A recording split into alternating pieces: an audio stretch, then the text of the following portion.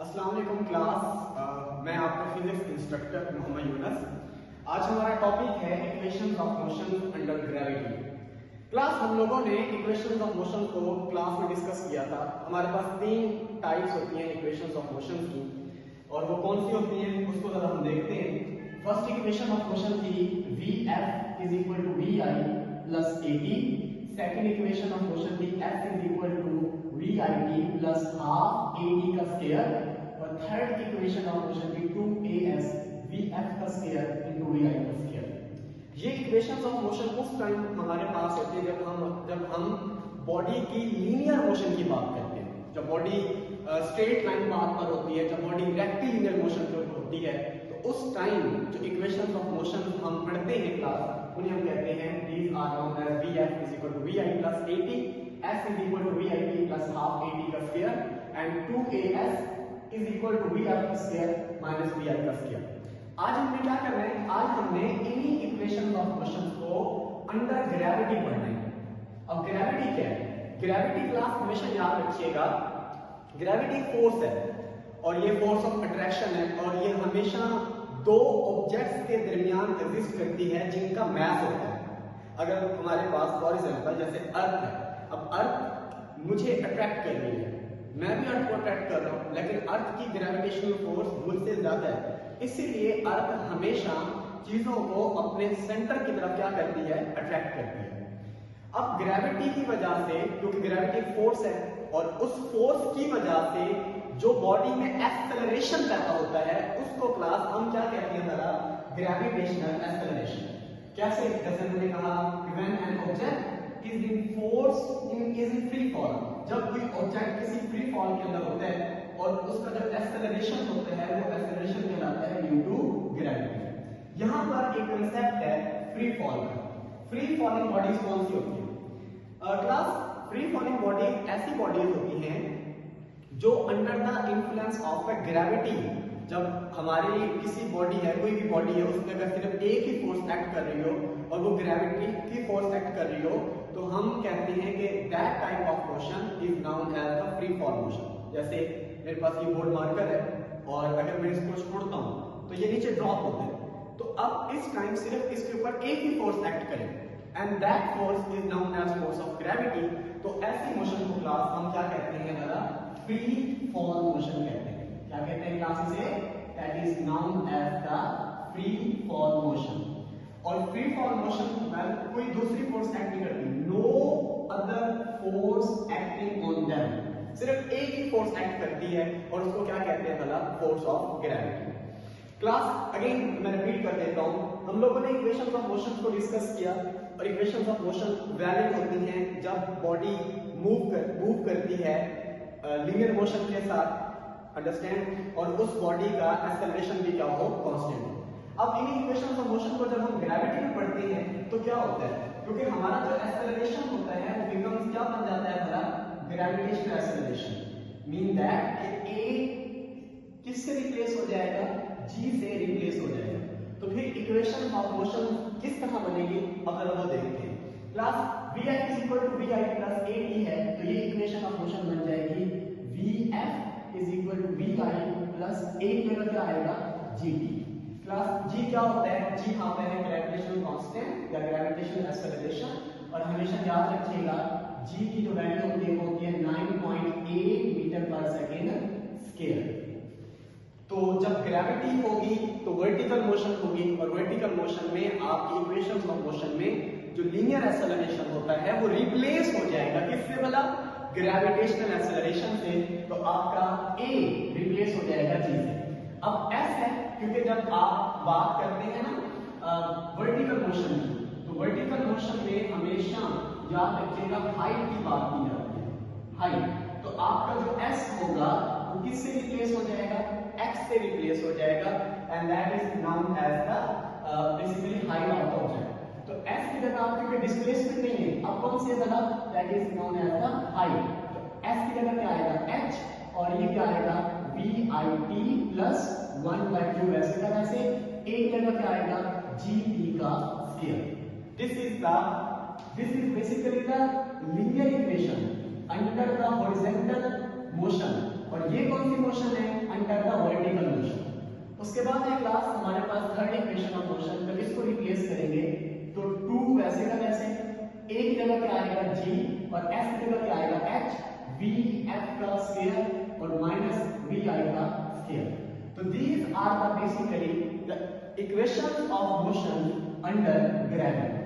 इसमें एक बात याद रखिएगा, जब भी कोई बॉडी, क्लास लिसन, जब भी कोई बॉडी फ्री फॉल करती है, मैं रिपीट कर देता हूँ, फ्री फॉल का क्या मतलब है, ये मेरे हाथ में बोर्ड मार्कर है, मैं इसको जस्ट छोड़ देता हूँ, तो मैं इसको छोड़ूंगा तो इसमें सिर्फ एक ही फोर्स एक्ट कर रही है, वो फोर्स ऑफ ग्रेविटी है। तो उस टाइम जो इसकी मोशन कहलाएगी वो फ्री फॉल मोशन कहलाएगी। एक एग्जांपल आपको देते हैं, जैसे एरोप्लेन लैंड कर रहा है, अब एरोप्लेन लैंड कर रहा है और मेरे हाथ में ये जो बोर्ड मार्क कर रहा है, मैं इसको छोड़ता हूँ, एरोप्लेन भी डाउनवर्ड आ रहा है, ये भी डाउनवर्ड जा रहा है, बट इन दोनों में से कौन सी फ्री फॉल मोशन होगी? आप 100% एक ही बात कहेंगे सर, क्योंकि ये आपका बोर्ड मार्कर नीचे डाउनवर्ड ड्यू टू ग्रेविटी जा रहा है, एक ही फोर्स एक्ट कर रही है, तो बोर्ड मार्कर की जो मोशन होगी वो फ्री फॉल होगी। एरोप्लेन के तो विंग्स होते हैं और इंजन होते हैं, वो एक कंट्रोल्ड वे के अंदर लैंड कर रहा होता है, उसके ऊपर अपवर्ड फोर्स भी लग रही होती है, ग्रेविटी भी लग रही होती है। There are many forces acting on the aeroplane, so the landing of an aeroplane is not a free fall. Understand class? जब भी फ्री फॉल मोशन होती है तो हमेशा एक्सेलरेशन जो होता है क्लास वो यूनिफॉर्म होता है, और एक नया वर्ड आया that is rectilinear motion. Rectilinear motion, straight line motion और लीनियर मोशन, इन तीनों का मतलब एक ही होता है। अगर आपसे कोई पूछता है कि कोई भी बॉल अंडर ग्रेविटी नीचे फॉल करती है स्ट्रेट लाइन ऐसे, तो ये कौन सी मोशन कहलाएगी? इसे हम रेक्टिलिनियर मोशन कहेंगे, और इसका जो एक्सेलरेशन होगा ड्यू टू ग्रेविटी वो कांस्टेंट होगा, और वो near the surface of earth उसकी वैल्यू 9.8 मीटर पर स्क्वायर सेकंड होगी। एक सवाल करते हैं, क्वेश्चन करते हैं, छोटा सा एमसीक्यू है, वो क्या कहता है?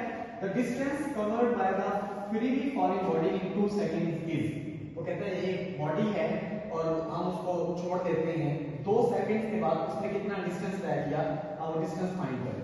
डिस्टेंस का मतलब क्लास यहाँ पर क्या होगा? डिस्टेंस का मतलब यहाँ पर होगा हाइट, कि आपने उसने हाइट कितनी कवर की जब आपने उसे ड्रॉप किया। क्लास एक बात हमेशा याद रखिएगा, जब हम किसी बॉडी को फ्री फॉल करते हैं, इसका मतलब हम उसे क्या करें? हम उसे करें ड्रॉप, और जब भी वो ड्रॉप आता है तो इनिशियल वेलोसिटी क्या होती है? हमेशा 0 मीटर पर सेकंड। तो इस हाइपोथेसिस को मानकर हम अपनी क्वेश्चन को सॉल्व करते हैं। तो h second equation of motion under gravity use करेंगे, h is equal to vit plus half at का स्क्वायर। प्लस अब देखें h vi की वैल्यू 0 हो जाएगी, t वैसे का वैसे प्लस 1/2, क्योंकि अब ग्रेविटी है तो g आ जाएगा, तो ये आ जाएगा gt का स्क्वायर। अब ये टर्म तो हो गई क्लास 0, तो h इज इक्वल टू क्या आएगा? 1/2 gt का स्क्वायर। वैल्यू पुट करते हैं, h 1/2 9.8 और 2 का स्क्वायर। जब 2 का स्क्वायर लेंगे तो 4 आएगा, डिवाइड करेंगे तो इसका आंसर आएगा तकरीबन 19.6 मीटर। इसका मतलब आपकी बॉडी 2 सेकंड में 19.6 मीटर का डिस्टेंस तय करेगी। अंडरस्टैंड? तो क्वेश्चन पेपर में आ सकता है distance covered by the freely falling body. हमेशा याद रखिएगा, जब भी फ्रीली फॉलिंग बॉडी का नाम आएगा ना, आपने बगैर सोचे समझे vi हमेशा क्या रखनी है? 0 मीटर पर सेकंड, या कहीं पर भी आपको ड्रॉप का वर्ड मिलता है तो आपने हमेशा यही बात रखनी है कि इनिशियल वेलोसिटी क्या होगी? 0 मीटर पर सेकंड। Okay class? अच्छा, अब हम डिस्कस करते हैं कुछ नई बातें नेक्स्ट, क्योंकि हमारा टॉपिक है प्रोजेक्टाइल मोशन। तो प्रोजेक्टाइल मोशन के लिए हमने सबसे पहले कुछ कंसेप्ट क्लियर करने होंगे। प्लस ये कंसेप्ट पहले वैसे हम पढ़ चुके हैं, वन डायमेंशनल मोशन। अब वन डायमेंशनल मोशन और एक हमारे पास होती है 2 dimensional motion. One dimensional motion कौन सी होती है? हम सिंपली इसको ये कह देते हैं कि हमारे पास क्या है क्लास के स्ट्रेट लाइन मोशन, ठीक है? स्ट्रेट लाइन मोशन जो होती है, स्ट्रेट लाइन मोशन, जब भी कोई बॉडी किसी स्ट्रेट पाथ के ऊपर अगर मूव कर रही है तो हम कहते हैं कि उसकी जो मोशन है वो स्ट्रेट लाइन मोशन है, और इसी को क्लास हम क्या कहते हैं? वन डायमेंशनल मोशन कहते हैं। What is one dimensional motion class? Class motion occurs only in a one direction, that is known as the one dimensional motion. अगर क्लास हम इसको और आसानी से डिस्क्राइब करें तो हम ये कह सकते हैं, अगर कोई बॉडी एक ही एक्सिस के अराउंड, एक्स एक्सिस के अराउंड या वाई एक्सिस के अराउंड या जी एक्सिस के अराउंड, कैसे देखिए फर्ज करें कि कोई बॉडी सिर्फ एक ही एक्सिस पर मूव कर रही है, और जैसे ये बॉल है और ये एक ही अलोंग एक्स एक्सिस पर मूव कर रही है, तो ये कौन सी मोशन होगी? वन डायमेंशनल मोशन होगी। अगर कोई बॉडी सिर्फ अलोंग वाई एक्सिस पर मूव कर रही है तो हम क्या कहेंगे? ये भी क्या कहलाएगी? वन डायमेंशनल मोशन कहलाएगी। और अगर कोई बॉडी सिर्फ एक ही एक्सिस के along, that is z axis के अलोंग मूव कर रही है, तो हम उस मोशन को भी क्या कहेंगे? वन डायमेंशनल मोशन कहेंगे। इसको और आसान करते हैं कि अगर कोई बॉडी एक ही एक्सिस के अराउंड मूव करे, मतलब एक ही एक्सिस के अलोंग मूव करती है, तो वो बॉडी क्या कहलाती है? वन डायमेंशनल मोशन कहलाती है। जैसे कि एक गाड़ी है, वो स्ट्रेट रोड के ऊपर मूव कर रही है, सीधी जा रही है, एक ही डायरेक्शन में जा रही है, तो हम क्या कहेंगे कि that type of motion is known as the one dimensional motion. इसको और आसान करते हैं, अगर कोई बॉडी, फॉर एग्जांपल हमारे पास एक फुटबॉल है, मैं उसको ऐसे छोड़ देता हूँ, जैसे ये बॉल मार कर इसको छोड़ देता हूँ, तो जब इसको छोड़ता हूँ तो ये ड्रॉप हो रहा है नीचे, उस टाइम इसकी जो मोशन कहलाएगी that is known as the one dimensional motion कहलाएगी। Understand class? अब टू डायमेंशनल मोशन क्या होती है? देखिए, अगर कोई भी ऑब्जेक्ट या कोई भी बॉडी एक ही वक्त में दो एक्सिस कवर करे, आई एम रिपीटिंग अगेन कि अगर कोई भी ऑब्जेक्ट एक ही वक्त में टू एक्सिस को कवर करे, तो हम क्या कहते हैं कि इस टाइप की मोशन को क्लास क्या कहते हैं? बना टू डायमेंशनल मोशन कहते हैं। अगर डिफाइन करें तो motion occurs in two directions at the same time, mean that कि अगर वो एक ही वक्त में एक्स एक्सिस भी कवर कर रही है और वो वाई एक्सिस भी कवर कर रही है, दोनों both covering the axis at the time, ठीक है, एट द सेम टाइम, तो हम कहते हैं क्लास इस टाइप के मोशन को क्लास क्या कहते हैं? भला टू डायमेंशनल मोशन कहते हैं। इसकी एग्जांपल कैसे है? जैसे आप लोगों ने देखा होगा कि एक बॉलर जो होता है वो अपने हाथ से बॉल को रिलीज करता है, तो बॉल आगे भी जा रही होती है और बॉल डाउनवर्ड भी जा रही होती है, तो उस टाइप की मोशन को क्लास हम क्या कहते हैं? टू डायमेंशनल मोशन कहते हैं। और आसान करते हैं कि अगर कोई भी हमें मोशन चाहिए और उसके टू कोऑर्डिनेट्स चाहिए, एक्स वाई, वाई जेड, जी एक्स, तो ऐसी टाइप ऑफ मोशन को क्लास हम क्या कहते हैं? बता टू डायमेंशनल मोशन है। हम बात करें ना कि अगर कोई फुटबॉल है उसको हम हिट करते हैं तो फुटबॉल आगे भी जाता है, क्योंकि फुटबॉल को जब प्लेयर हिट करता है तो वो एयर में थ्रो होता है, तो वो आगे भी फॉरवर्ड भी जा रहा होता है और अपवर्ड भी जा रहा होता है, फॉरवर्ड भी जा रहा होता है। तो इस टाइप की मोशन को हम क्या कहते हैं?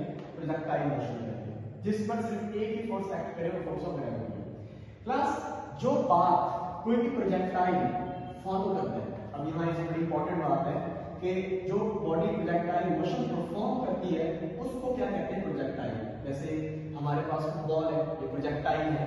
जैसे हमारे पास जो है वो फुटबॉल है, उसको जब प्लेयर हिट करता है तो फुटबॉल उड़कर जाती है, तो फुटबॉल बेसिकली क्या है? प्रोजेक्टाइल है। बोर्ड मार्कर को मैं ऐसे फॉलो कर रहा हूँ, ये बोर्ड मार्कर क्या है? प्रोजेक्टाइल है। तो वो पाथ जो प्रोजेक्टाइल जो है वो फॉलो करती है उसको ट्रेजेक्टरी कहते हैं। अंडरस्टैंड? क्या लाता है ये? ट्रेजेक्टरी। और प्रोजेक्टाइल मोशन में ये जो पाथ बनता है इसको हम क्या कहते हैं? ना parabola. It's a very important MCQ. This is a parabola और इसकी शेप हमेशा कैसे बनती है? This is like this. ये आपके पास है पैराबोला। अगर आप इसको थोड़ा सा पीछे लेकर आएंगे, ये कौन सी शेप बन रही है? पैराबोला। तो पेपर में सवाल पूछा जा सकता है कि प्रोजेक्टाइल मोशन में जो प्रोजेक्टाइल पाथ फॉलो करती है उसे क्या कहते हैं? ना that is known as the trajectory of the projectile motion is parabola. I hope class आपको ये लेक्चर समझ आया होगा, ठीक है।